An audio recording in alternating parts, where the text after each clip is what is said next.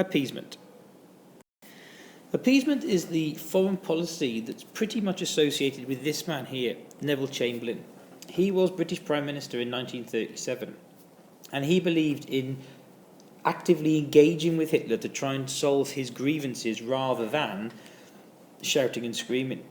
He actually felt that Germany had sort of justification for being angry when the Treaty of Versailles was so hard.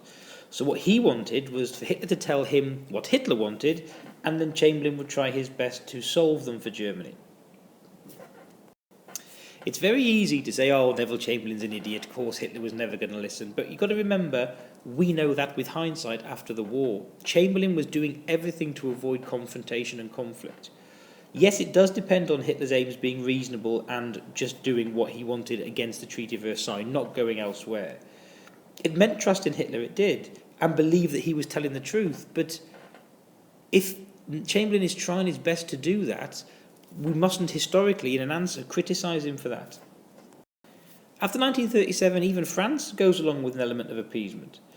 The Anschluss that we've just looked at was Chamberlain's first test, and Britain said, you know what? It's a German-speaking area. 99.7% of the people want to be in this new Germany-Austria Anschluss, so fair enough. And the British public were behind Chamberlain. So let's look at the arguments for and against. We'll start with the for. First one was that a lot of people around Europe did think Germany had genuine grievances that actually could be solved and dealt with.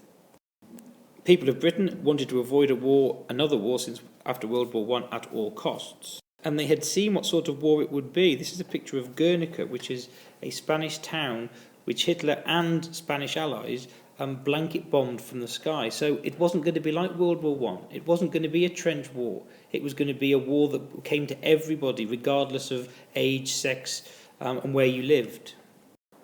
Thirdly, Britain wasn't in any position to fight a war. We were still suffering from the huge depression that came after the Wall Street crash of 1929, so it was going to be really hard for us to fight a war and physically stop Adolf Hitler.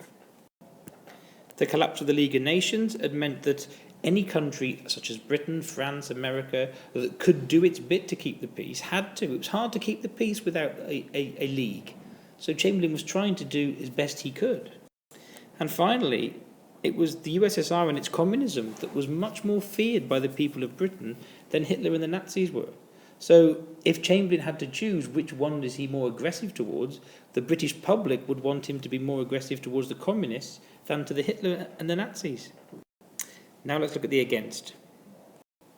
The first problem is it's not going to work, as Hitler had already broken promises from elsewhere. He had proven to be a liar, had proven to not stick to his word. So how can this possibly work if he has already demonstrated he can't be trusted?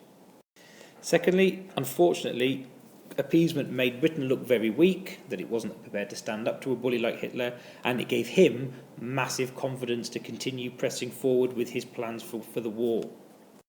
Thirdly, some people saw it as a betrayal of those new countries and those people that Britain and America and France worked hard in the treaty to protect, such as Poland, for example, such as the people of Czechoslovakia. If you're going to let Hitler just take back what he shouldn't have, you're betraying those people. What was the point of giving them things in the first place? And finally, it gave Hitler time to increase his strength militarily and politically, time to increase his power, get more money together, get more raw materials. It gave him thinking time that Britain really could have done with herself.